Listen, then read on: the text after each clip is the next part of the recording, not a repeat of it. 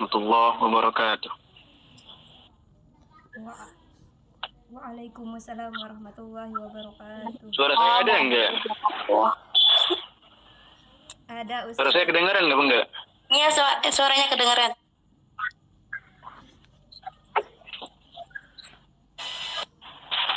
Sebelum saya memperkenalkan diri saya ingin memastikan suara saya terdengar apa enggak? Alhamdulillah terdengar, Ustadz. Kalau saya di sini.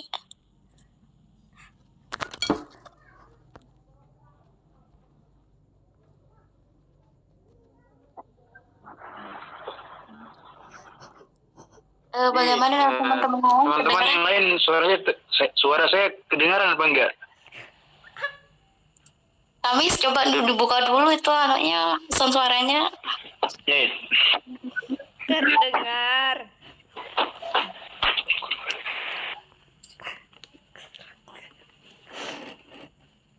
Kepada teman-teman semuanya dengar nggak kata Ustadznya? Aduh. Ya, bismillahirrahmanirrahim. Bismillahirrahmanirrahim. Assalamualaikum warahmatullahi wabarakatuh. Waalaikumsalam warahmatullahi wabarakatuh.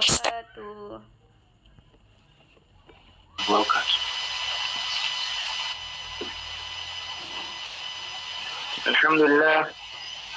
Alhamdulillahilladzi ala bi ni'matihi tatimmus shalihat wassalatu wassalamu ala sayyidis sadat wa alihi wa dhurriyyatihi wa ashabihi al-kiram. Allahumma aslih ummata sayyidina Muhammadin sallallahu alaihi wasallam wa farrij an ummati sayyidina Muhammadin sallallahu alaihi wasallam warham ummata sayyidina Muhammadin sallallahu alaihi wasallam warham ummata sayyidina Muhammadin sallallahu alaihi wasallam وانشر واحفظ وأيد نهضة الوطن وعمر نهضة الوطن الدينية الإسلامية على مذهب أهل السنة والجماعة إلى يوم الدين بحق سيدنا ومولانا محمد صلى الله عليه وعلى آله وصحبه. أما بعد, teman-teman semua yang saya muliakan dan saya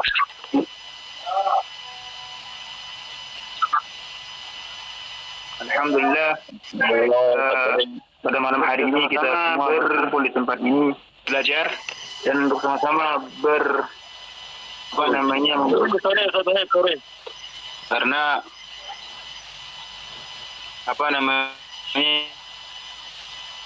majelis ilmu yang seperti ini sangat dicintai oleh baginda Rasulullah sallallahu alaihi wa ala alihi wa sahbihi wasallam. Sebelum saya mulai, saya ingin memperkenalkan diri saya. Mungkin ada sebagian orang yang belum mengenal saya. Dan juga mungkin ada sebagian yang hadir ini juga telah mengenal saya dan sangat mengenal saya. Seperti yang disampaikan oleh moderator tadi, atau sebuah acaranya. Bahwasanya nama saya Wahidun Muhammad Fajri. Saya dari Lombok. Boleh dipanggil mana saja, boleh dipanggil Wahid atau Muhammad atau Fajri. Saya sekarang sedang masih belajar juga seperti kalian semua. Saya belajar di Al-Azhar Syarif, Kahbatul Ilm. Saya sekarang tingkat 4, tingkat terakhir, jurusan tafsir. Jadi, setelah saya memperkenalkan diri saya, kita akan melanjutkan ke materi kita. InsyaAllah pada malam hari ini, sebagaimana yang telah disepakati bahwasanya kita semua akan membaca kitab Riyadhus Shalihin. Bagaimana yang harus teman-teman pahami adalah karangan daripada Al-Imam An-Nawawi radhiyallahu ta'ala anhu wa ardah. Al-Imam An-Nawawi ma'ruf, ghaniyun at-ta'rif, tidak butuh diperkenalkan, tapi dalam setiap kita membaca kitab itu wajib kita memperkenalkan sahibul kitab, yakni muallif, dan karena itulah akan mengalir keberkahan kepada kita semua. Teman-teman semua yang saya muliakan dan yang saya banggakan, Riyadhus Shalihin ini adalah salah satu kitab daripada Al-Imam An-Nawawi. Ustaz bisa membuka mau dibuka kameranya? Iya. Oh iya. Tawahid kameranya. Bentar ya. Isbir. Coba dia walad.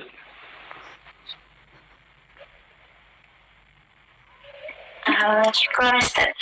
Jadi kita Riyadhus Shalihin ini adalah salah satu kitab dari banyak kitabnya Imam An-Nawawi radhiyallahu taala anhu wa arda. Al-Imam An-Nawawi punya kitab juga namanya Syarah Sahih Muslim. Imam An-Nawawi juga punya kitab namanya Al-Majmu'. Imam An-Nawawi juga punya kitab namanya Minhaj Talibin. Imam Nawawi juga punya kitab namanya Rawdatul Talibin. Imam Nawawi juga punya kitab namanya At-Tahqiq. Dan semua kitab tersebut menceritakan tentang al-fiqh. Sebagaimana yang kita pahami bahwasanya dalam mazhab Asy-Syafi'i, Al-Imam Nawawi juga adalah salah satu daripada al-mujtahid dalam mazhab Al-Imam Asy-Syafi'i radhiyallahu taala anhu wa arda. Sehingga ketika bertentangan antara Imam An-Nawawi dan Imam Rafi'i, maka kita memilih pendapat daripada Imam An-Nawawi. Saya tidak ingin memperpanjangkan tentang apa yang berkaitan dengan beberapa karangan dari Imam Nawawi, karena saya ingin sedikit membaca daripada muqaddimah atau ingin membaca daripada as-Sahih atau terjemah daripada Al-Imam An-Nawawi radhiyallahu taala anhu wa arda. Karena katanya Abdullah ibn Mubarak, min barakatil ilmi an nusiba al-ilmu ila sahibi. yakni salah satu daripada keberkahan ilmu itu adalah kita menisbatkan ilmu itu kepada sahibul ilm. Oleh karena itu ketika kita ingin membaca kitab daripada seorang ulama, ketika kita ingin membaca kitab apa saja, maka kita perlu mengenal siapa sahibul kitab. Karena dengan mengenal sahibul kitab itu, insya-Allah katanya Rasulullah sallallahu alaihi wasallam, zikrus salihin tatanazalur rahmah. yakni menyebut salihin itu, orang-orang yang saleh itu akan mendatangkan rahmat, menurunkan rahmat dari Allah Subhanahu wa taala. Kita mulai membaca biografi daripada Al-Imam An-Nawawi radhiyallahu taala anhu wa arda. Tarjamatul Imam An-Nawawi radhiyallahu taala anhu, ismuhu wa nasabuh. Nama beliau dan nasab beliau. Karena perlu kita selain kita mengetahui nama sahibul kitab, kita juga perlu mengetahui siapa nama bapak dan nasab beliau. Akan tetapi harus teman-teman pahami adalah nasab itu tidak akan jadi apa. Akan tetapi yang menentukan kita menjadi apa adalah diri kita sendiri. Hadiah keturunan Nabi, kalau dia tidak bertakwa kepada Allah Subhanahu wa taala, maka nasabnya itu tidak akan menjadi jaminan bagi dirinya. Hingga kita dengar qaul masyhur yang mengatakan man batta amaluh lam yusarri bihi nasabuh. Yani orang yang orang yang tidak yang lalai dari amalnya, tidak akan nasabnya itu akan membantunya. Sehingga di sini kita akan mulai membaca terjemah dari Imam An-Nawawi radhiyallahu taala anhu wa arda. Siapa si Imam Nawawi itu? Huwa Syekhul Imam Al-Hafiz Al-Faqih Al-Muhaddis. Jadi beliau ini syekh. Pertama beliau ini syekh. Kenapa beliau disebut syekh? Karena beliau orang yang alim. Syekh, gelar syekh ini dulu di zamannya dulu itu ini termasuk gelar yang paling tinggi, termasuk ada profesor, syekh. Kemudian beliau juga al-imam. Beliau imam. Beliau ini imam. Kenapa beliau disebut al-imam? Karena pada hakikatnya teman-teman semua, al-Imam Nawawi, beliau ini sudah mencapai maqam daripada maqam mujtahid mutlak. Seandainya Imam Nawawi ingin membuat mazhab sendiri, bisa saja Imam Nawawi membuat mazhab sendiri, mazhab An-Nawawi. Akan tetapi Imam Nawawi dengan ketawaduan beliau, dengan kerendahan hati beliau memilih mazhab Imam Syafi'i radhiyallahu taala anhu wa arda. Kemudian beliau al-Hafiz. Kenapa beliau disebut al-Hafiz? Al-Hafiz Hafiz ini juga termasuk gelar daripada sahib ahli hadis, yakni al-hafiz orang yang menghafal lebih dari 100,000 hadis. Kemudian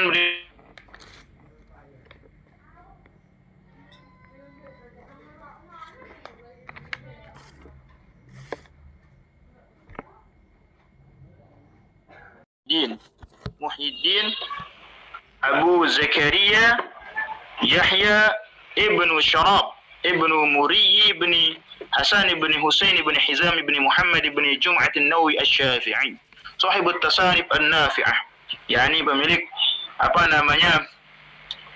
karangan yang sangat bermanfaat. Jadi teman-teman semua, ini nama beliau. Kemudian di mana beliau dilahirkan? Mauliduhu wa nash'atuhu. ولد النووي رحمه الله تعالى في المحرم سنة 31 و600 من الهجرة بالنوى وهي قرية من قرى الشام من عام. Jadi beliau ini dilahirkan di satu desa kampung yang disebut dengan Kampung An-Nawa, yakni salah satu kampung yang berada di Syam atau di samping daripada Ad-Damaskus. Kemudian waqadima ila Damasqi sanata 949 wa 600 al-Hijrah. Jadi beliau dilahirkan pada tahun 631 al-Hijrah. Al-Imam An-Nawawi radhiyallahu taala anhu wa ardhah dilahirkan pada tahun 631 al-Hijrah. Ini harus dipahami teman-teman semua bahwasanya beliau dilahirkan pada tahun 631 Hijrah. Kemudian nasya'a rahimallahu ta'ala fi bai'ati ilmin wa salahin wa taqwa. Beliau ini dididik atau lahir dari keluarga yang terkenal dengan ilmi atau terkenal dengan ilmin wa salahin wa taqwa. yakni beliau dari keluarga yang terkenal dengan ilmu dan salat dan ketakwaan. Maka dari kalau kita belajar teman-teman semua, ini juga penting bagi kalian semua untuk mempersiapkan masa depan kalian, karena anak yang soleh itu, anak yang hebat itu, anak yang taat itu akan lahir daripada keluarga yang memang lingkungan mereka itu adalah lingkungan yang cinta dengan ilmu. Kalau dia lahir dari keluarga yang cinta dengan ilmu, maka anak itu insya Allah akan menjadi ahli ilmu. Kalau dia dilahirkan dari keluarga yang cinta, yang terkenal dengan kesolehan dan ketaatannya, maka dia insya Allah akan menjadi anak yang taat. Jikalau dia terkenal lahir dari keluarga yang terkenal dengan ketakwaannya, insya Allah dia akan lahir daripada atau dia akan menjadi orang yang bertakwa. Maka dari sini kita belajar daripada terjemah dari Imam Nawawi ini bahwasanya kelingkungan daripada keluarga itu adalah menentukan juga daripada watak atau karakter daripada seorang anak tersebut. Wa kana mundu sigarihi muqbilan al-Qur'an. Yang namanya Imam Nawawi radhiyallahu taala anhu ini, beliau sangat cinta dengan Al-Quran. Dari sejak dia kecil, dia sudah bermain-main dengan Al-Quran. Dalam artian dia belajar membaca, menghafalkan sejak dia masih kecil. Kenapa bisa seperti itu? Karena dia dilahirkan dari keluarga yang memang cinta dengan al-ilm. Karena dia dilahirkan dari keluarga yang cinta dengan Al-Quran. Maka jikalau seorang anak itu ingin menjadi penghafal Al-Quran atau ingin menjadi ahli al-ilm, maka perhatikan lingkungannya dan dengan siapa dia hidup. Insya Allah dengan itu anak itu akan menjadi ahlul Al-Quran atau ahlul al-ilm. Wa kana mundu siwarihi muqbilan al-Qur'ani wal ilmi. Imam Nawawi radhiyallahu taala anhu sejak kecil cinta dengan Al-Quran dan ilmu. Wa yahribu min lu'bi. Beliau tidak suka bermain. Jadi sejak kecil Imam Nawawi ini memang tidak suka bermain. Ketika ada teman-temannya mengajak bermain, beliau meninggalkan untuk ikut bermain. Imam Nawawi radhiyallahu taala anhu ardah, beliau menjauhi yang namanya bermain. Yatrukul lu', yakni beliau meninggalkan untuk bermain-main. Betul-betul hidup beliau itu penuh dengan al-ilm, penuh dengan Al-Qur'an. Maka para ulama mengatakan salah satu tahapan dalam belajar seorang anak itu adalah ajarkan mereka dulu Al-Quran. Jikalau mereka sudah bisa menghafal Al-Quran, jikalau mereka sudah bisa mengamalkan Al-Quran, memahami Al-Quran, maka mereka akan mudah belajar kitab-kitabnya para ulama. Sehingga di Mesir atau di tempat-tempat yang lain yang dikenal dengan keislamannya itu mereka mendidik anaknya dengan Al-Quran dulu. Baru mereka mulai belajar yang namanya lughah Arabiyah, baru belajar namanya fiqh, baru belajar namanya Al-Quran atau hadis dan seterusnya. Sehingga ketika Al-Quran sudah ada dalam dirinya, maka dengan mudah dia akan menerima apa yang ada dalam ilmu baik di fikih, karena Al-Quran adalah masdar dari setiap al-ilm. Maka kalau ingin memperbaiki thariqah kita belajar teman-teman semua, maka mulai Al-Quran. Perbaiki Al-Quran kita, hafalkan Al-Quran itu, pahami dia, maka insya Allah Allah akan memudahkan kita untuk betul-betul memahami setiap ilmu-ilmu yang lain. Karena Al-Quran adalah masdar dari semua ilmu yang ada di ilmu-ilmu ini. Yani semua ilmu teman-teman semua baik itu ilmu fikih, itu usul fiqh, baik itu ilmu hadis, baik itu ulumul hadis, baik itu ilmu mantiq, filsafat, dan semua ilmu itu mereka semua ada diciptakan oleh Allah Subhanahu wa taala untuk berkhidmat kepada Al-Qur'an. Karena dengan ilmu itulah kita akan memahami Al-Qur'anul Karim. Maka Imam Syafi'i radhiyallahu taala anhu wa ardhah, bahkan bukan Imam Syafi'i saja, kalau kita baca semua sirahnya para ulama, mereka akan dituliskan dalam sirahnya bahwasanya mereka mulai menghafal Al-Quran sejak masih kecil. Tujuannya apa? Ketika mereka mulai belajar kitab, mereka dimudahkan oleh Allah Subhanahu wa taala. Karena Al-Quran adalah masdar dari semua al-ilm. Sehingga Imam Syafi'i ketika umur beliau masih kecil, beliau sudah menghafal Al-Quran. Karena apa? Al-Quran itu akan menjadi miftah, menjadi pintu pembuka daripada semua ilmu-ilmu yang lain. Maka oleh karena itu, dalam proses belajar ada tadarruj, yakni ada namanya tingkatan kita belajar. Yang paling dasar teman-teman semua yang harus kita lakukan adalah, yang pertama kali kita lakukan adalah hafalkan Al-Quran, memahami Al-Quran. Setelah kita selesai Al-Quran, maka kita mulai belajar kitab, mulai kita belajar lughah, mulai kita belajar nahwu wa sharf, mulai kita belajar semua ilmu-ilmu yang lain. Karena Al-Quran adalah miftah dari semua al-ilm. Sehingga Rasulullah SAW menyampaikan, khairukum man ta'allama al-Quran wa 'allamah. Sebaik-baik kalian adalah yang belajar Al-Quran kemudian mengajarkan apa isi di dalam Al-Quran tersebut. Allah Subhanahu wa taala juga di dalam di dalam ayat suci Al-Quran menyampaikan, ayat yang pertama kali itu Iqra, itu perintah dari baginda Rasulullah SAW, ta'allum. Iqra yakni belajarlah, yakni belajar Al-Quran dulu. Iqra, yakni belajar bagaimana membaca Al-Quran. Karena Al-Quran itu adalah miftah daripada semua ilmu-ilmu yang insyaAllah dengan kita menghafal Al-Quran itu, Allah Subhanahu wa ta'ala akan memudahkan kita untuk memahami semua ilmu-ilmu tersebut. Suara saya jelas enggak sih teman-teman semua? Alhamdulillah kalau di saya jelas Ustaz, tapi tidak tahu semua teman-teman yang lain. Coba yang lain. Jelas. Alhamdulillah. Silakan diteruskan Ustaz. Jadi qala Syekh Yasin Ibnu Yusuf Az-Zarkashi, ahadu masyayikh An-Nawawi. Jadi salah satu guru daripada Imam Nawawi namanya Yasin Ibnu Yusuf Az-Zarkashi, Imam Az-Zarkashi. Imam Az-Zarkashi ini sahibul burhan. Sahibul itqan fi ulumil Quran. Ra'aitu, apa katanya Syekh Al-Zarkashi atau Imam Al-Zarkashi? Beliau mengatakan ra'aitu Syekh Muhyiddin wa huwa ibnu 10 sinin binawa. Yani pada suatu hari katanya gurunya ini, saya melihat di kampung yang bernama An-Nawa seorang anak kecil yang berumur 10 tahun, yaitu Imam Nawawi maksudnya. Wasubyan yaqrahunahu 'ala al-lu'bi ma'hum. Dan di kampung itu katanya anak-anak itu sedang bermain. Akan tapi anak-anak di kampung itu katanya tidak mau bermain Imam Nawawi. Yani mereka enggan untuk bermain dengan Imam Nawawi. Oleh karena itu wahwa yahrib minhum wa yabki li ikrahim. Setelah tidak maunya bermain anak-anak itu bersama Imam Nawawi pergi meninggalkan tempat bermain tersebut sambil menangis. Karena teman-temannya tidak suka dengannya untuk bermain bersamanya, sehingga dia pulang sambil menangis. Kemudian ketika di perjalanan dia pulang, wa yaqra'ul Qur'ana fi tilkal hal, dia membaca Al-Qur'an dalam keadaan menangis. Coba bagaimana cintanya Imam Nawawi radhiyallahu taala anhu pada Al-Qur'an. Sambil dia pulang ke rumahnya sambil menangis dia membaca Al-Qur'an. Waqa'a fi qalbi hubbuhu. Lalu apa kata gurunya ini?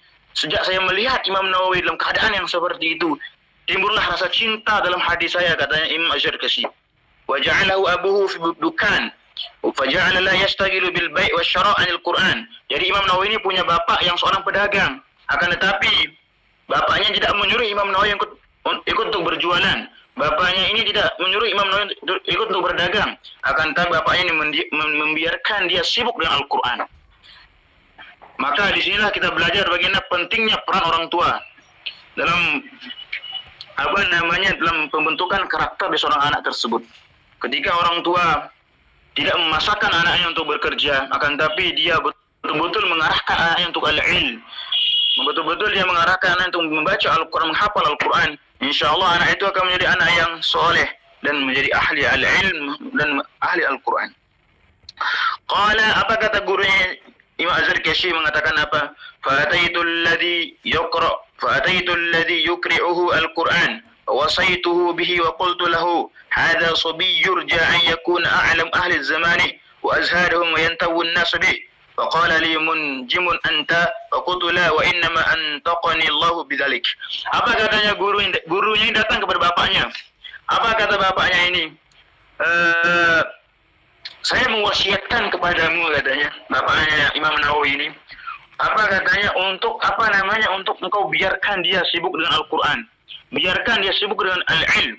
Karena apa? Anak ini sebenarnya dia ingin sekali menjadi orang yang paling alim di zamannya.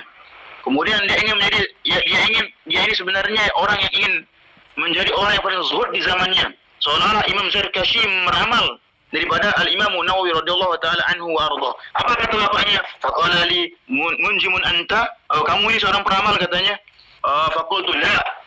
Tidak, itu kata gurunya ini Imam Zarkashi. Wa innama antaqani Allah bidzalik. Akan tapi Allah yang beritahu saya.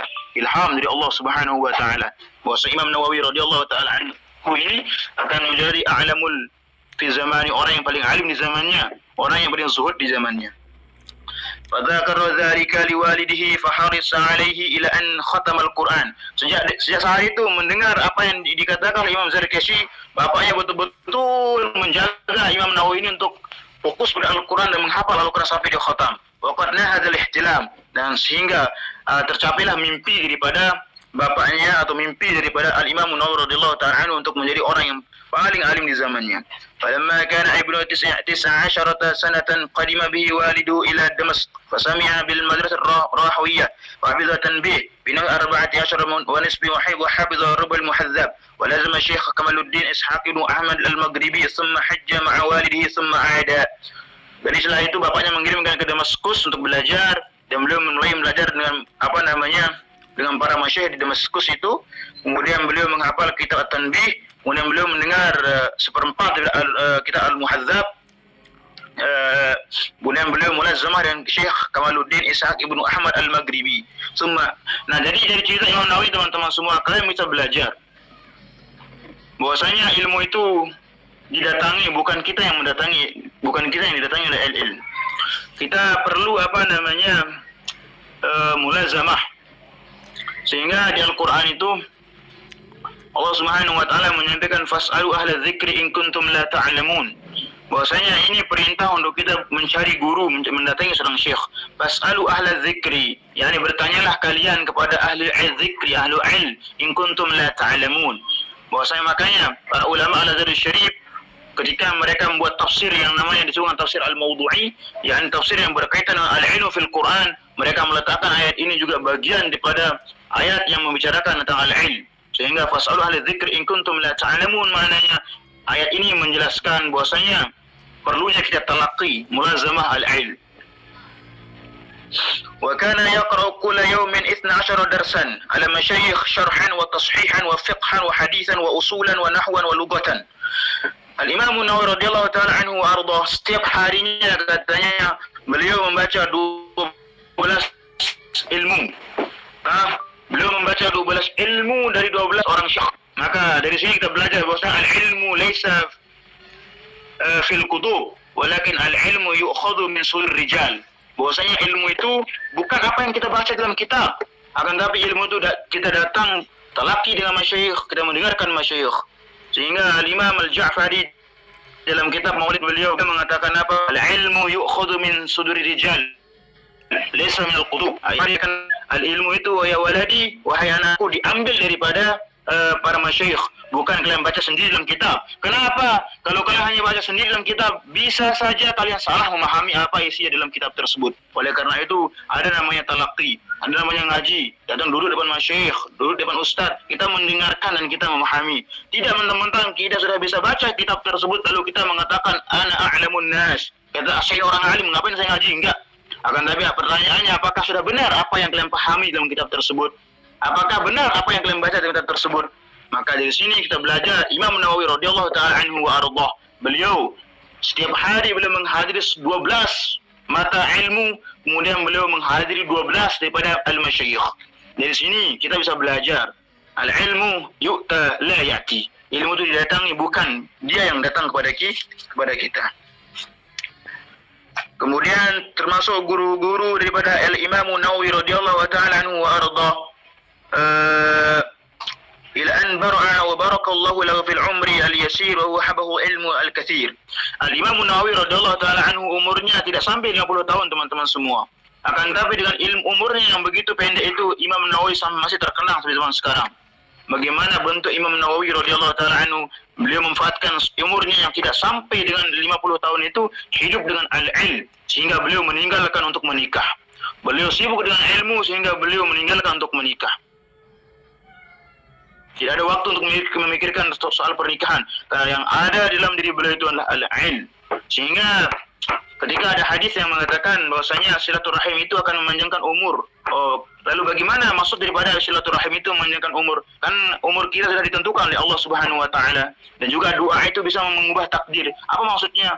Di sini para ulama khilaf, para ulama ima maknanya bahwasanya menambahkan umur makna secara majazi atau makna hakiki.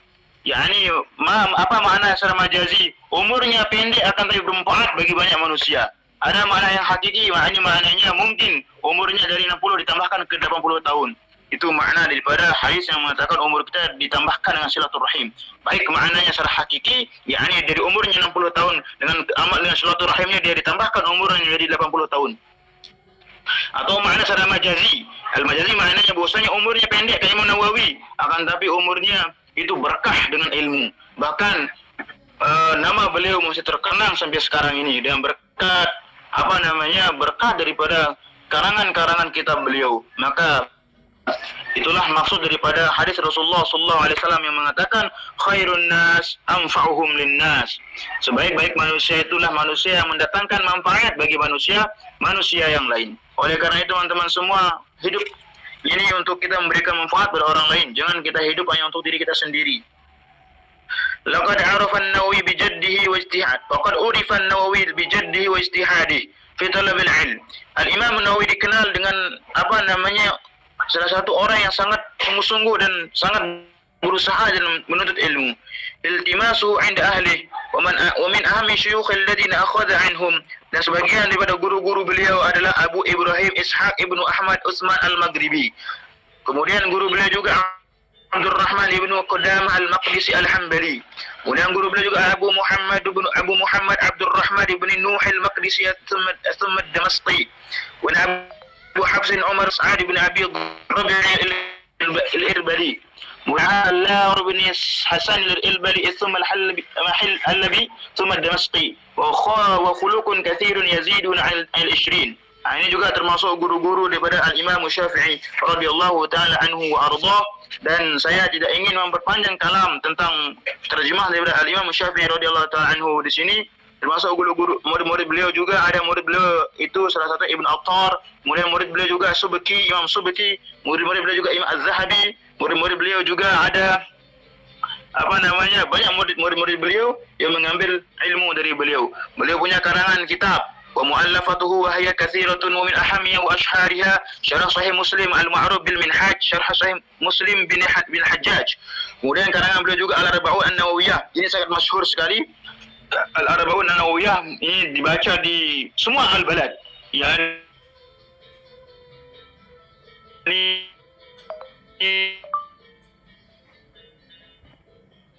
yang sangat bernubi banyak sarah-sarah daripada al-Imam Al-Arba'un an-Nawawiyah.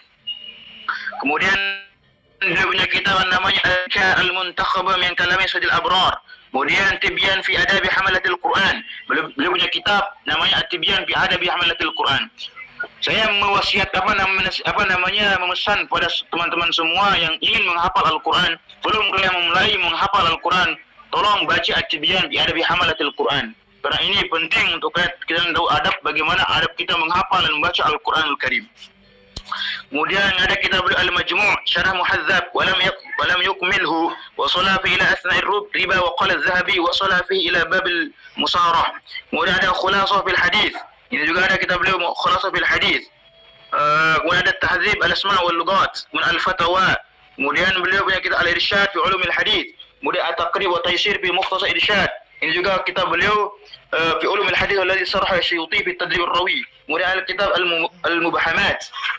Kemudian Tahrir fi Alfaz Tanbih, kemudian Nuqtat Tanbih Al-Umdah fi Tasir Tanbih Syarh Mutawal ala Tanbih wa salla fihi ila salat Nuqta ala Nasdi fi al-Mujalladain atau Mujalladain Syarh ala Wasit As-Sama' At-Tanqih wa salla fihi ila Syurut as-Salah wa kitabun jalilun min akhir ma sunif. Kemudian ada kitab beliau Tabaqat al-Fuqaha. Kemudian ada kitab Al-Muntakhab fi Mukhtasar Tanbih lil-Rafi'i. Kemudian ada kitab beliau Ruwasail Masail, kemudian Tasnif al-Istisqa, At-Tasnif fil Istisqa, kemudian Bustan Al-Arifin. Nah, beliau juga punya kitab di tasawuf namanya Bustan Al-Arifin. Kemudian beliau punya kitab di Tauhid fil Al-Maqasid fi Tauhid, Al-Manaqib Asy-Syafi'i, Al-Masurat al-Fiqhi wa Manar al-Huda bil Wakil wa Ibtida fil Tajwid, wal Muhafir Rijal al-Hadith wa Tasnif al-Istijab al-Kimal al Fasl wal Hawib, wa Tasnif al-Ghanaim wa ikhtasar bidhalik, wal Usul wa Dawabit. Ini kitab beliau Al-Isyarat, kemudian At-Tahqiq, Al-Mubahamat al-Ahkam al-Idam, kemudian Al-Ijaz fil Manasik wa Rawdat at-Talibin ila as-Salihin. Nah, kitab beliau Salihin yang sekarang berada bersama kita yang akan kita baca. Kemudian Imam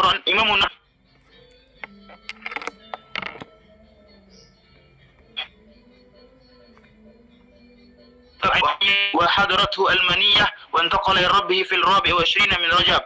Jadi beliau wafat pada tahun 24, pada tanggal 24 bulan Rajab pada tahun sanad 60 wa 70 wa 600 Hijriah. Pada tahun 776 Hijriah. Wa dufina bi masqati ra'sihi Nawa rahimallahu ta'ala rahmatan wasi'atan. Wa kana rahimallahu qad zara qabla mauti ashab al-ahya wa wada'ahum wa radda al-kutub al-musta'arah min al-awqaf. ورد الكتب المستعارة من الأوقاف وزار مقبر شيوخه بدأ لهم وبكى. ولما وصل خبر وفاته إلى دمشق ارتجت وما حولها بالبكاء. وتوجه القاضي القضاء عز الدين محمد بن صائغ وجماعة من أصحابه إلى نوى للصلاة عليه عند قبره ورثاه وجماعته هكذا انطوت صفحة من صفحات علم من أعلام المسلمين بعد جهاد حافل في طلب العلم فرحم الله الإمام النووي وسائر العلماء المسلمين. Jadi di sini beliau menutup terjemah beliau yang mengatakan bahwasanya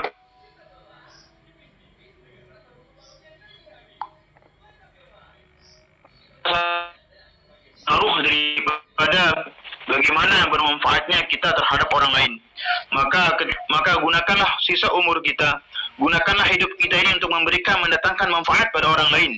Karena dengan mendatangkan manfaat pada orang lain itu, orang lain akan akan mengenang kita. Sehingga kita kenal qaul masyhur yang mengatakan innamal mar'u haditsun ba'dah fakun haditsan hasanan liman wa'a. Sungguhnya seorang itu akan menjadi cerita setelahnya, maka tinggalkanlah cerita yang baik. Maka Rasulullah sallallahu alaihi wasallam menyampaikan khairun nas man tala umruh wa hasuna amaluh. Sebaik-baik manusia itu adalah yang Allah panjangkan umurnya, lalu dia menggunakan umurnya untuk untuk betul-betul beramal pada Allah Subhanahu wa taala. Jadi suara saya jelas enggak? Alhamdulillah jelas Ustaz, tapi tadi sedikit suara Ustaz alhamdulillah udah. Jelas Ustaz. Yang lain gimana? Jelas gimana hidupkan mikrofonnya? Jelas Ustaz. Jelas. Tamam. Ini masih Ini masih istilahnya terjemah atau biografi Imam Nawawi. Belum kita masuk mukadimah beliau. Jadi kita nanti masuk kitabnya nanti kapan enggak tahu. Ini masih mukadimah daripada al-muallif. Jadi sekarang kita akan membaca muqaddimah daripada Al-Imam An-Nawawi radhiyallahu taala anhu warḍah. Kenapa kita perlu membaca muqaddimah teman-teman semua? Karena ini termasuk kesalahan yang paling besar yang terjadi di kalangan para santri. Bahwasanya mereka enggan untuk membaca muqaddimah. Makanya salah satu guru kami di Al-Azhar itu menyampaikan bahwasanya hal yang paling penting dibaca dalam kitab itu adalah al-muqaddimah. Kenapa? Karena muqaddimah itu, dari muqaddimah itu kita akan tahu bagaimana manhaj dan pemikiran daripada pengarang kitab ini. Maka dengan kita memahami muqaddimah itu kita akan tahu apa isi kitab tersebut. Sehingga guru kami al-muhaddits Dr. Usamah Al-Azhari mengatakan bahwasanya salah satu hal yang paling penting, yang paling wajib dibaca ketika membaca kitab adalah bacalah muqaddimahnya. Karena dengan membaca muqaddimah itulah yang akan membantu kita untuk memahami isi yang ada dalam kitab tersebut. Maka itu yang terjadi di kalangan para santri atau para guru atau ustaz, ketika mereka membaca kitab, mereka tidak mau membaca al-muqaddimah. Insyaallah sekarang ini kita akan baca al-muqaddimah, dan selesai muqaddimah, selesailah kajian kita pada hari ini. Dan insyaallah kita mulai masuk kitabnya di minggu yang akan datang kalau ada kesempatan.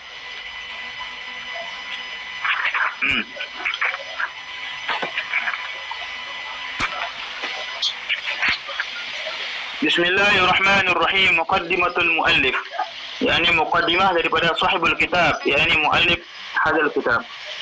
Alhamdulillahil wahidil qahhar, al-'azizil ghaffar, muqawwiril laili 'alan nahar, tadhkiratan li ulil qulubi wal absar, tabsiratan li zawal albab wal i'tibar, alladhi ayqadha min khalqihi min istafahu wa zahadahum فزاهدهم في هذه الدار وشغلهم بمراقبته وإدامة الافتقار وملازمة الاتعاظ والادكار ووفقهم للدؤوب وفي طاعته وتعهب للدار القرار والحذر مما يسخطه ويجبه دار البوار والمحافظة على ذلك مع تغير الأحوال والأطوار. أحمده أبلغ حمد وأزكاه وأشماله أنماه وأشهد أن لا إله إلا الله البر الكريم الرؤوف الرحيم وأشهد وأن سيدنا محمد عبده ورسوله وحبيبه وخليله وهادي إلى صراط المستقيم وداعي إلى دين قويم صلوات الله وسلامه عليه وعلى سيد النبيين وآله كل سيد الصالحين.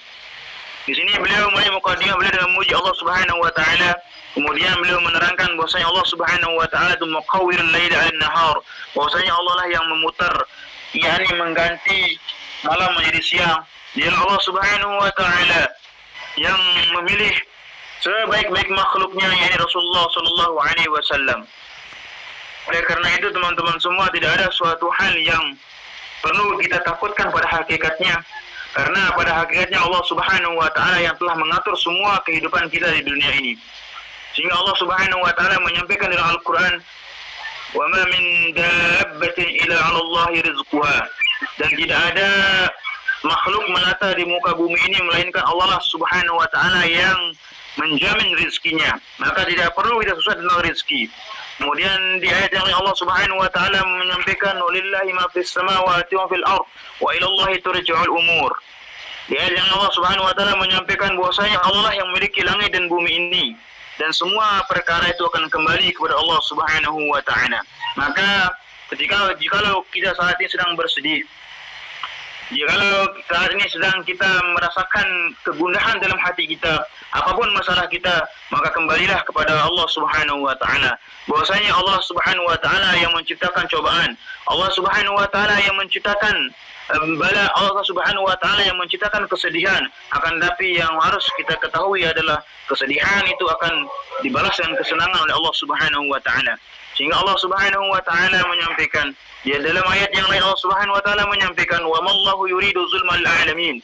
Dan pada hakikatnya Allah Subhanahu wa taala tidak menghendaki kezaliman kepada hambanya, akan tetapi makhluknya itulah yang ingin menzalimi dirinya sendiri. Di ayat yang lain Allah Subhanahu wa taala menyampaikan, yuridu Allah bikum al-usra wa la yuridu bikum Allah yusra wa la yuridu al-usra. Allah Subhanahu wa taala menghendaki pada kalian kemudahan.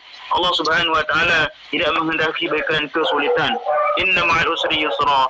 Allah Subhanahu wa taala menciptakan setelah kesusahan itu ada kemudahan. Maka orang-orang yang betul-betul berpegang teguh dalam hidupnya kepada ajaran agamanya, orang-orang yang betul-betul berpegang teguh dalam kehidupannya bahwasanya lan yusibana illa ma kataballahu lana. Bahwasanya orang-orang yang betul-betul berpegang teguh bahwasanya tidak ada yang akan menimpa kita kecuali sesuatu yang Allah Subhanahu wa taala telah takdirkan kepada kita.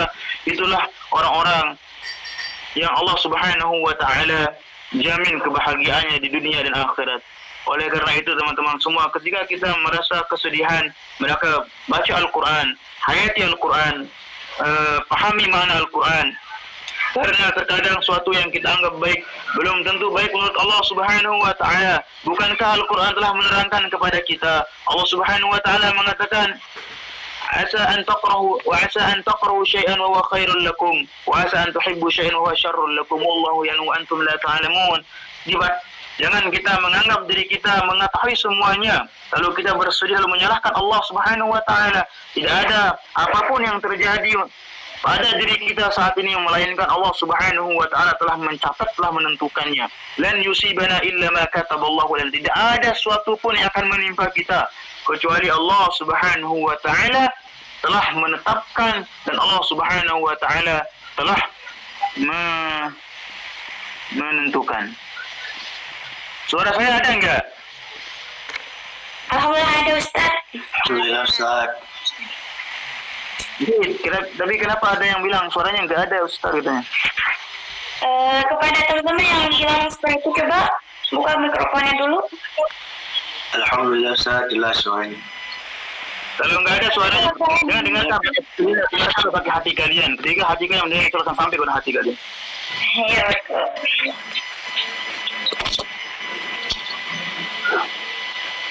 Kemudian kita lanjutkan, amma ba'du faqad qala Allah Ta'ala wa ma khalaqtul jinna wal insa illa liya'budun. Allah Subhanahu wa taala menyampaikan, tidaklah aku ciptakan jin dan manusia itu kecuali untuk beribadah kepadaku, katanya Allah Subhanahu wa taala. Lalu orang-orang ahli filsafat, teman-teman kalian yang belajar filsafat Al-Ghurbi, teman-teman kalian yang belajar filsafat barat ini mengatakan apa? Oh, kalau Allah menciptakan kita hanya untuk beribadah kepadanya, berarti Allah butuh dengan ibadah kita. Coba, dia pemikiran bodoh daripada teman-teman kalian. Mereka yang membaca ayat ini akan tapi mereka lupa ayat yang lain. Sambungan daripada ayat ini. Apa sambungan daripada ayat ini? Ma uridu minhum min rizqin wa ma uridu an yut'imun. Saya tidak menginginkan dari mereka apapun, baik itu berbentuk pemberian, baik itu berbentuk dia, apapun itu, melainkan ibadah yang kalian lakukan itu adalah kembali kepada diri kalian sendiri. Ibadah yang kalian lakukan itu adalah akan kembali manfaatnya pada diri kalian sendiri. Oleh karena itu, Al-Imam Nawawi radhiyallahu ta'ala anhu menulis muqaddimah ini, beliau mengatakan, wa ma khalaqtul jinna, yakni Al-Quran mengatakan, wa ma khalaqtul jinna wal insa illa liya'budun, ma uridu minhum min rizqin wa ma uridu an yut'imun. Wa hadha tasrihun bi annahum khuliqu lil ibadah. وحق عليهم الاجتناء بما خلقوا له والإعراض عن حظوظ الدنيا والزهادة. Jadi Allah Subhanahu wa taala katanya Imam Nawawi di sini menciptakan kita hanya untuk beribadah kepadanya. Fahaqqa alimul i'tina'u bima khuliqu lah. Maka hanya kepadanya lah kita meminta pertolongan. Bima khuliqu lah, yakni meminta pertolongan untuk bisa beribadah kepada Allah Subhanahu wa taala. Karena tidak ada ibadah yang kita kerjakan di muka bumi ini melainkan pertolongan Allah Subhanahu wa taala. Sehingga di surah Al-Fatihah itu selalu berdoa, ihdinas iyyaka na'budu wa iyyaka nasta'in. Hanya kepadamu kami menyembah, yakni beribadah ya Rabb, maka bantulah kami untuk bisa beribadah kepadamu. Wal i'radu an hudud dunya bizhadah, dan kita selalu agar kita selalu meminta pertolongan kepada Allah Subhanahu wa taala supaya kita dijauhkan daripada hubbud dunia, agar kita tidak cinta dengan dunia ini. Karena ketika kita sibuk dengan makhluk, maka kita tidak akan pernah merasakan ketenangan, teman-teman semua. Sehingga Al-Imam Al-Ghazali dalam kitab beliau Minhajul Abidin yang disarahkan oleh Syaratul Al-Alim Al-Jalil, beliau mengatakan apa? Isbal nafsak liman khalaqak tastarih.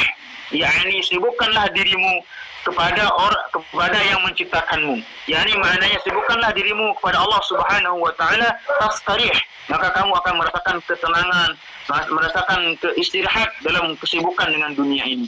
Terkadang kita sibuk, terkadang kita sedih teman-teman semua karena kita selalu menyandarkan keinginan kita dan kemauan kita hanya kepada makhluk. Tidak pernah kita lupa bahwasanya yang menciptakan keinginan, bahwasanya yang menciptakan sesuatu yang kita inginkan itu adalah Allah Subhanahu wa taala. Maka ketika manusia itu betul-betul dia telah sampai kepada Allah, ketika manusia itu betul-betul dia terikat hatinya dengan Allah Subhanahu wa taala, maka tidak ada di pikirannya itu melainkan Allah Subhanahu wa taala. Maka oleh karena itu dekatkan diri kita kepada Allah Subhanahu wa taala. Jangan kita jauh dari Allah Subhanahu wa taala. Dengan kita dekat dengan Allah Subhanahu wa taala, insyaallah kita semua akan merasakan ketenangan dan kebahagiaan dalam hidup kita. Kita sadar bahwasanya kehidupan ini penuh dengan penuh dengan cobaan dan seterusnya, akan tetapi jikalau kita melihat cobaan itu dengan ainur rahmah, yang kita melihat bahwasanya Allah yang menciptakan cobaan itu, maka hilanglah rasa kegundahan yang ada di dalam hati kita. Sehingga apa kata Imam Nawawi di sini, fa innaha darun nafadin la mahalu ikhlad. Yang namanya dunia itu darul fana, bukan tempat yang kekal. Wa markabun uburin la manzilun hubur. Wa mashra'ul insam la mawt al-dawam. Wa lihadha kana al-qawd min ahliha hum al-ubad wa aqlu an-nas fiha hum az-zuhad. Kemudian Imam Nawawi di sini melanjutkan muqaddimah beliau mengatakan, qala Allah ta'ala ad-dunya kama'in anzalnahu minas sama' فاختلط به نبات الأرض مما يأكل الناس والأنعام حتى إذا أخذ الأرض زخرفها وزينت وظن أهلها أنهم قادرون عليها أتاها أمرنا ليلا أو نهارا وجعلناها حصيدا كأن لم تغن بالأمثال كذلك نفصل الآيات لقوم يتفكرون. Allah Subhanahu wa taala dalam ayat ini, bagaimana Allah Subhanahu wa taala mentashbihkan, yakni menyerupakan kehidupan dunia ini seperti air yang Allah Subhanahu wa taala turunkan dari langit, yang dimana air itu menyirami tumbuhan-tumbuhan yang ada di dalam bumi tersebut, hingga dari tumbuh-tumbuhan itulah manusia bisa makan, dari tumbuhan-tumbuhan itulah hewan-hewan bisa makan, hatta idza akhadha al-ardu zuhrafaha wa zayyanat zunahula anhum qadirun 'alaiha. Yani maknanya Allah Subhanahu wa taala ingin mengatakan kepada kita bahwasanya jadikanlah dunia itu sebagai sebuah lautan, yakni tempat di mana kita mengarungi kehidupan untuk mempersiapkan kehidupan kita menuju akhirat nanti. Oleh karena itu ada satu buah syair yang mengatakan, wal ayatu fi hadal mana katsiratun wa laqad ahsana qail inna lillahi ibadun futana talaqud dunya wa khaful fitana nazaru fiha falamma alimu annaha laysat lihayyin watana. Jadi ada satu syair yang sangat bagus sekali yang ditulis oleh Imam Nawawi di sini. Apa katanya? Inna lillahi ibadan futana. Sungguhnya Allah Subhanahu wa taala memiliki seorang hamba yang sangat cerdas. Talaqud dunya wa khaful fitana. Dia meninggalkan dunia, talaqu yakni mentalak dunia, yakni meninggalkan dunia, wa khaful fitana, karena dia takut akan fitnahnya dunia tersebut. Nazaru fiha falamma alimu. Dia melihat apa yang ada dalam dunia itu, ketika dia tahu bahwasanya dunia itu hanyalah tempat untuk kita beramal dan tempat yang sangat banyak menimbulkan fitnah, dan hanya tempat untuk kita menyiapkan akhirat kita, annaha laysat lihayyin watana. Maka apa katanya ketika saya melihat mereka orang-orang yang pintar itu melihat, cerdas itu melihat bahwasanya dunia inilah tempat yang sangat fana, bahwasanya dunia ini adalah tempat yang penuh fitnah, dia mengatakan apa? Tidak ada tempat bagi orang-orang yang cerdas, tidak ada kehidupan, tidak ada tempat di dunia ini bagi orang-orang yang cerdas. Maknanya apa? Mereka ingin utrukut dunia, yakni letakkan dunia itu di bawah kaki kalian, jangan letakkan dunia itu dalam hati kalian. Karena ketika kalian meletakkan dunia itu dalam hati kalian, maka yang akan kalian rasakan kesedihan dan kegundahan dan kegulanaan. Tidak ada orang-orang yang sedih itu melainkan dia mengikat dirinya dengan dunia. Akan tapi ketika kita adalah orang yang betul-betul dekat dengan Allah, mereka meninggalkan dunia, mereka meyakini bahwasanya apa yang telah terjadi di muka bumi Allah Subhanahu wa taala yang telah mentakdirkannya, mereka semua benar-benar merasakan ketenangan dalam hidup mereka. Maka orang-orang yang cerdas adalah orang-orang yang meninggalkan dunia, yakni maknanya mereka letakkan dunia itu dalam hati mereka, lalu mereka mendekatkan diri mereka kepada Allah Subhanahu wa taala. Kemudian ja'alu lujjatan wattakhadhu salihal a'mali fiha sufuna. Kemudian saya itu dilanjutkan, mereka menjadikan dunia ini seperti lautan. Lujjatan, yakni lautan wattakhadhu salihal a'mali fiha sufuna, dan mereka menjadikan amal soleh itu sebagai perahu mereka untuk mengarungi lautan tersebut. Maka dunia ini seperti lautan yang dimana kita butuh perahu untuk mengarunginya. Maka salah satu perahu kita untuk melalui lautan tersebut adalah mengarungi lautan tersebut untuk sampai kepada Allah Subhanahu wa taala adalah amal soleh. Maka disinilah Allah Subhanahu wa taala memerintahkan kita untuk di ayat yang tadi itu ma khalaqtul jinna wa insa illa liya'budun, bahwasanya ibadah kita itu, amal soleh kita itulah sebagai perahu kita untuk menyeberangi lautan yang sangat panjang, yakni lautan dunia ini, yang dimana lautan dunia penuh dengan ombak, dan ombak itulah tasbih atau penyerupaan dengan fitnah, bahwasanya fitnah dunia ini bagaikan ombak di lautan, yang kalau kita tidak kuat fondasi kita untuk menyeberangi lautan tersebut, tidak kuat perahu kita untuk menyeberangi lautan tersebut, bisa saja kita akan tenggelam dalam lautan tersebut. Dan banyak yang kita lihat sekarang, begitu banyak manusia sibuk dengan dunianya sehingga mereka melupakan siapa yang menciptakan dunia ini. Maka berbahagialah kita, alhamdulillah Allah SWT masih memberikan hati kepada kita untuk cinta kepadanya, untuk betul-betul mempelajari apa yang diajarkan Allah Subhanahu wa taala. Karena orang-orang yang jauh daripada Allah Subhanahu wa taala pada hakikatnya mereka adalah orang-orang yang Allah Subhanahu wa taala uji hatinya. Allah Subhanahu wa taala khatamallahu ala qulubihim wa ala sam'ihim. Mereka tidak enggan untuk beribadah kepada Allah Subhanahu wa taala. Mereka enggan untuk mendengarkan ajaran-ajaran daripada agama mereka. Apalah fungsi daripada dunia harta semata jikalau kalian harus kehilangan agama dan harus kehilangan Allah Subhanahu wa taala. فإذا كان حاله ما وصفته وحالنا وما خلقنا له وما قدمته فحقنا المكلف أن يذهب بنفس مذهب الأخيار ويسلك المسلك الأولى النحال والأبصار ويتاحب لما أشرت إليه ويهتم لمن نبهت عليه وأصواب طريق له في ذلك وأرشد ما يسلك من المسالك أتعدب بما صح عن نبينا سيد الأولين والآخرين وأكرم السابقين والآلاحقين صلوات الله وسلامه عليه وعلى سائر النبيين وقد قال الله تعالى وتعاونوا على البر والتقوى وتعاونوا على البر والتقوى. Allah Subhanahu wa taala menyampaikan Al-Qur'an wa ta'awanul birri wat taqwa. Jikalau kita mengetahui katanya sifat daripada dunia ini katanya, kalau kita mengetahui bahwasanya begitulah sifat daripada dunia ini yang penuh dengan fitnah ini, maka pergilah untuk mencari kelompok yang orang-orang yang bisa mendekatkan diri kita kepada Allah Subhanahu wa taala. Minta tolonglah pada mereka untuk untuk supaya kita diterbiah, supaya kita dididik untuk tidak cinta dengan dunia, supaya kita dididik untuk menjadi orang-orang yang dekat dengan Allah Subhanahu wa taala, karena saling tolong-menolong adalah bentuk daripada perintah Allah Subhanahu wa taala dalam Al-Qur'an. Allah Subhanahu wa taala menyampaikan wa ta'awanu 'alal birri wat taqwa. Saling tolong-menolonglah kalian dalam kebaikan dan ketaatan. Wa ta'awanu 'alal birri wat taqwa. Maka jikalau ada teman kita yang ingin belajar agama, ada teman kita yang ingin belajar meminta nasihat, jangan kita enggan untuk memberikan nasihat. Karena itulah perintah Allah untuk kita saling tolong-menolong, saling menasihati dalam kebaikan dan ketakwaan. Orang yang berbuat maksiat teman-teman semua bukanlah sebuah aib.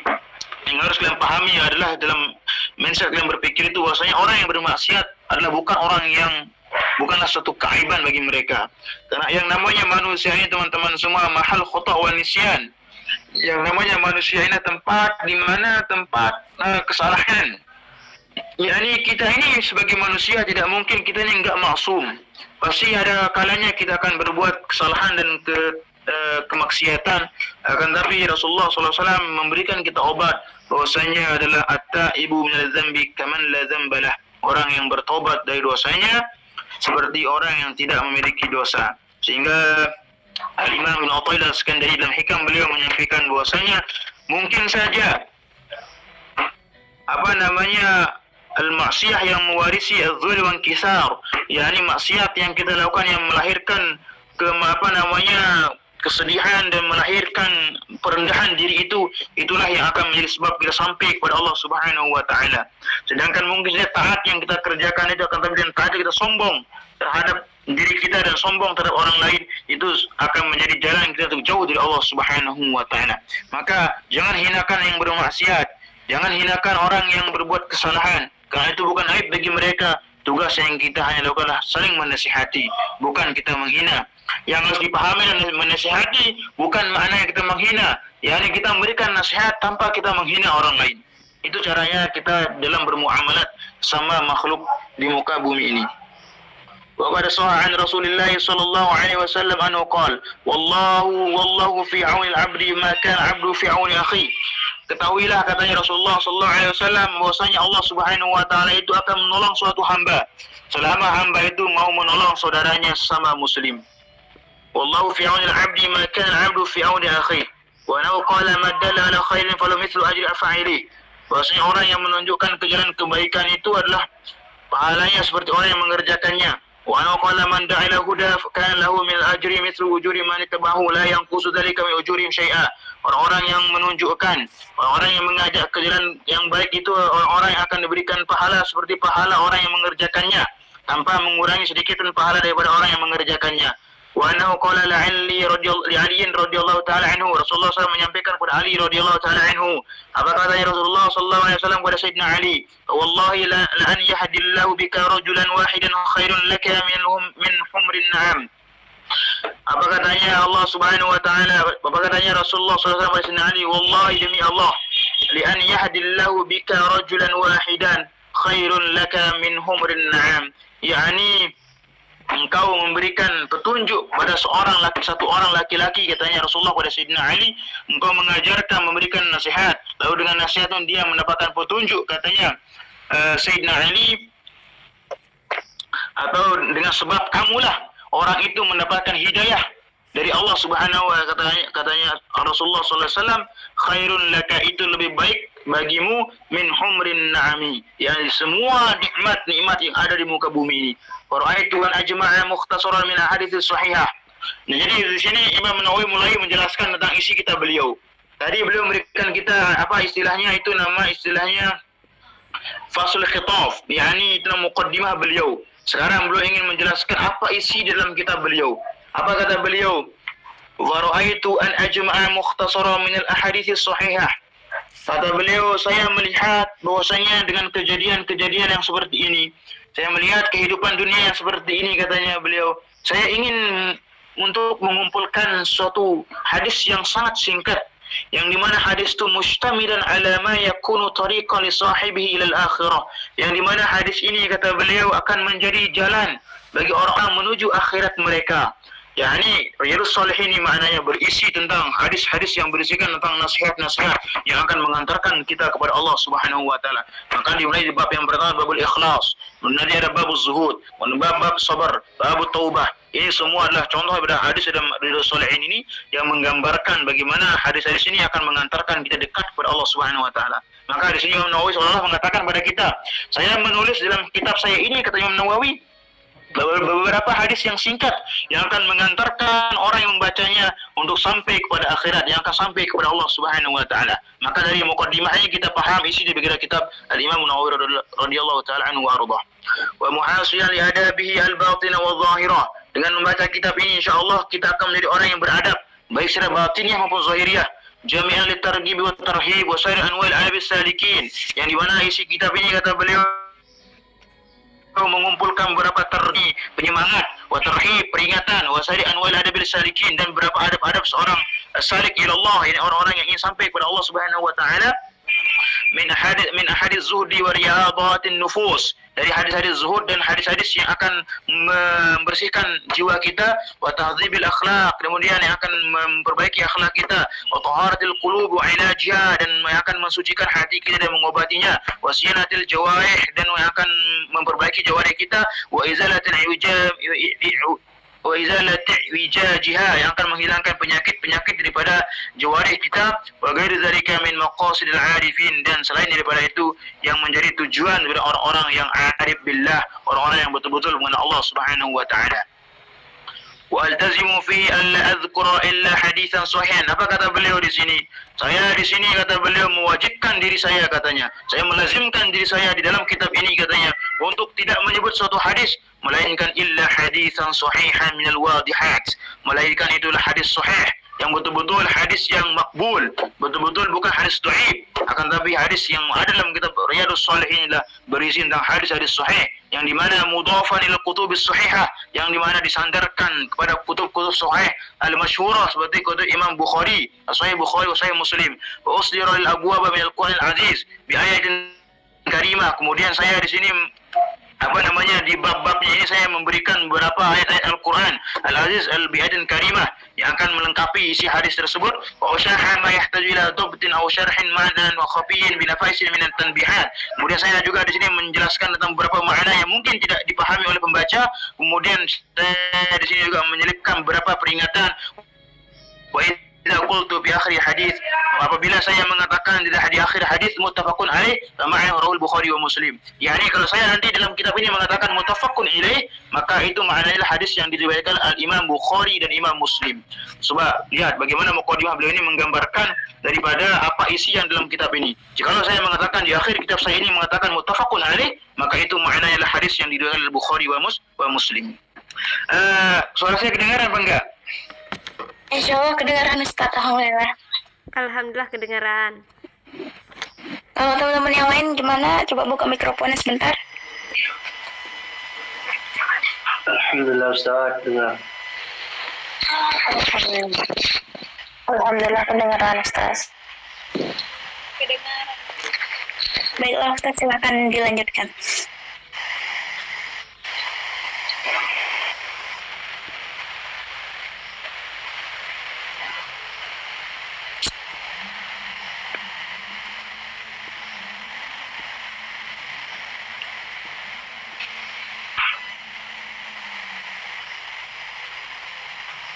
Ustaz, silahkan dilanjutkan dulu.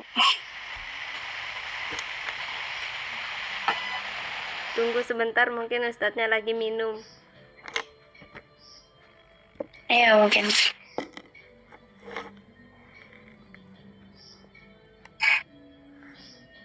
Buat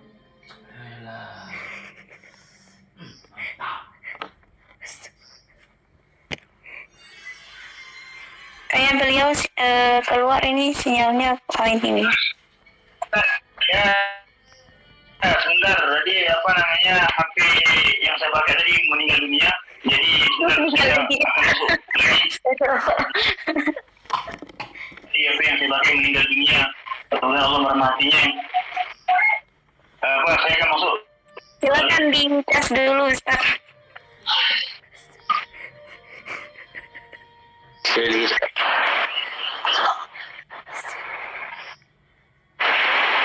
Jadi bentar saya masuk lagi soalnya tadi HP yang saya pakai mati dia. Iya Ustaz, apa? Manis.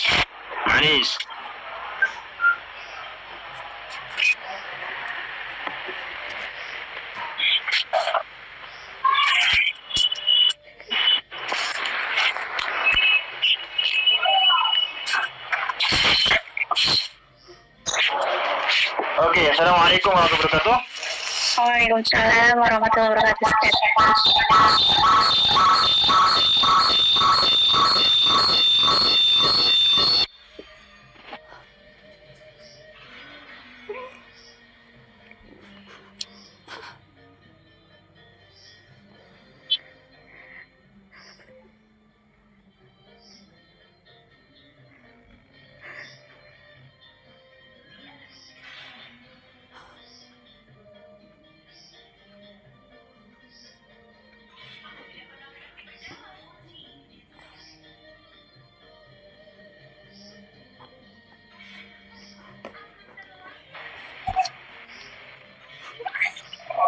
Suara saya kedengaran nggak?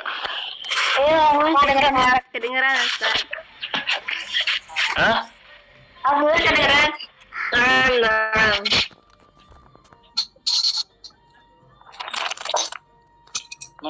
Sorry. Ya, Halo? meninggal Suaranya dunia. kedengaran nggak? Alhamdulillah kedengaran. Iya, bisa meninggal dunia tadi nih. Meninggal dunia kembali. Oke, kita lanjutkan sebentar. Udah. Kita habiskan sebentar. Sudah bisa suaranya untuk di HP. Ya. Kalau Ustaz pakai HP yang lain juga nggak apa-apa kok. Nggak apa-apa kok dilanjutin HP lain Ustaz. Iya nggak apa-apa kalau numpang di temennya Ustaz nggak apa-apa. Yang penting bisa lanjut. Kalau HP-nya belum mau hidup lagi kalau masih meninggal dunia.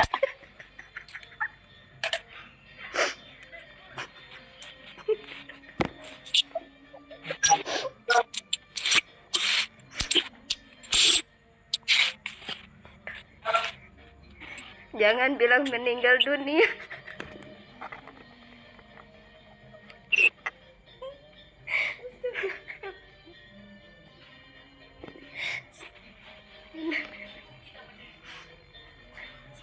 Bentar. Isbir.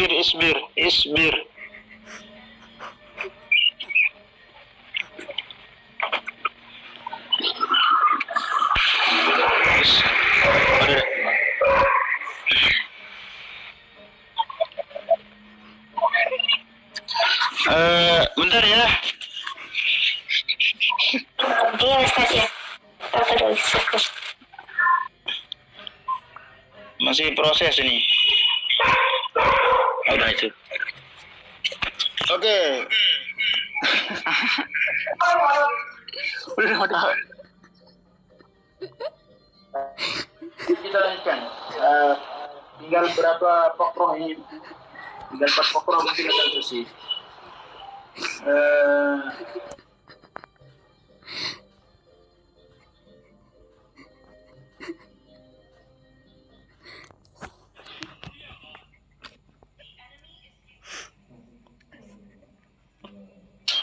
Sudah saya jelas nggak? Iya jelas. Ustaz jelas.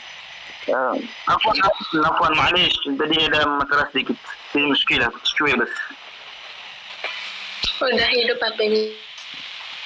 Nih, tadi yang ditanyakan dari apa yang saya sampaikan sebelum kita lanjut sedikit lagi nih dengan 4 pokroh kayaknya. Atau kita lanjutkan? Lanjutkan Ustaz. Ustaz nanti ada sesi tanya jawabnya. Oh iya, ada sesi tanya jawab Ma'alis. Kita lanjutkan. وأرجو إن تم هذا الكتاب أن يكون سائقا للمعتني به إلى الخيرات حاجزا لو عن أنواع القبائح والمهلكات.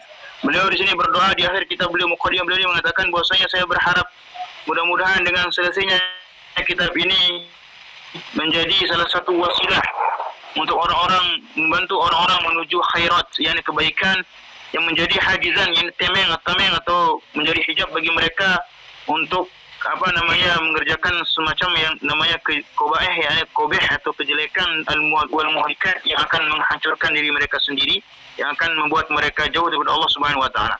Jadi dari seorang Imam Nawawi radhiyallahu taala di sini menyampaikan bahwasanya beliau berharap dengan kitab beliau ini akan menjadi nasihat dan betul-betul menjadi pelajaran bagi yang membacanya, yang akan mengarahkan mereka untuk mengerjakan kebaikan dan yang akan mengarahkan kepada mereka, yang akan menghalangi mereka untuk mengerjakan pekerjaan yang qabih, yang akan menghalangi mereka untuk mengerjakan pekerjaan yang dapat merusak diri mereka sendiri. InsyaAllah kitabnya sangat bermanfaat lagi teman-teman semua. Jadi cocok untuk orang-orang yang mentazkiyah nafs, yang cocok untuk orang-orang yang mensucikan dirinya, hatinya, supaya makin dekat dengan Allah Subhanahu wa taala dan semakin menjauhi segala hal-hal yang dilarang oleh Allah Subhanahu wa taala. Karena kitab ini membicarakan tentang beberapa tariqut ilal jannah, maka disebutlah dengan nama Riyadhus Shalihin. Riyadhah maknanya apa? Riyadhus Shalihin yakni al-bustanul salihin, atau yang akan membantu kita dan untuk menjadi orang-orang yang soleh. Dan insyaallah kita akan menjadi orang-orang yang soleh. Amin ya rabbal alamin. Wa ana sa'ilun akhan intafa bi syai'in minhu, dan saya meminta kepada Allah Subhanahu wa taala, katanya Imam An-Nawawi radhiyallahu taala anhu, mudah-mudahan orang yang membaca kitab ini mendapatkan manfaat sedikit saja, tidak perlu banyak gitu loh, katanya Imam Nawawi ini. Kata Imam Nawawi itu mudah-mudahan mereka mendapatkan manfaat sedikit aja, enggak perlu banyak loh. Yang penting mereka bisa mengambil manfaat dari apa yang saya tulis dalam kitab ini.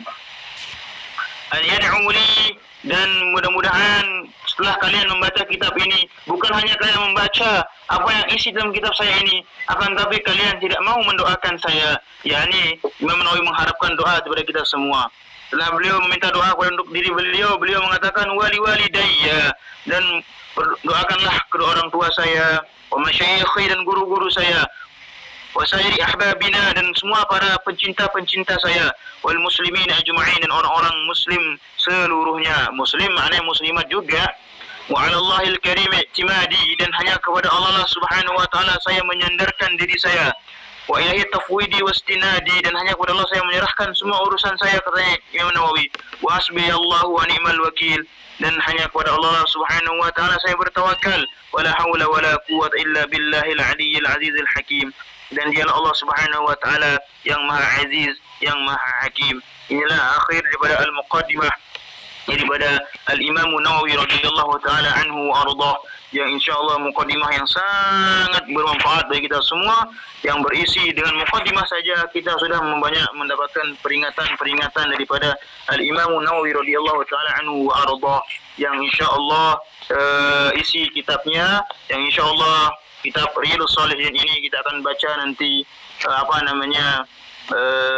di pertemuan yang akan datang. Kita akan mulai nanti dengan babul ikhlas wa ihdarin niyah, yakni bab yang berkaitan dengan al-ikhlas dan bab yang berkaitan dengan an-niyat. Bagaimana yang sering kita pahami bahwasanya al-ikhlas itu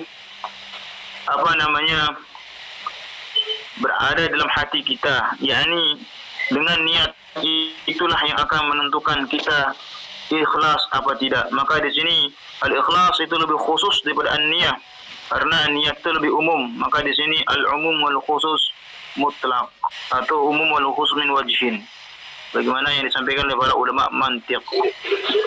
Insyaallah nanti kita lanjutkan di pertemuan yang akan datang. Kita masuk babul ikhlas wa ihdarin niyah. Apa yang disampaikan oleh Imam Nawawi dalam muqaddimah ini mudah-mudahan bermanfaat bagi kita semua. Jadi, sebelum kita menutup perjumpaan kita pada sore di Kairo dan malam di waktu kalian di sana, kita buka sesi tanya jawab.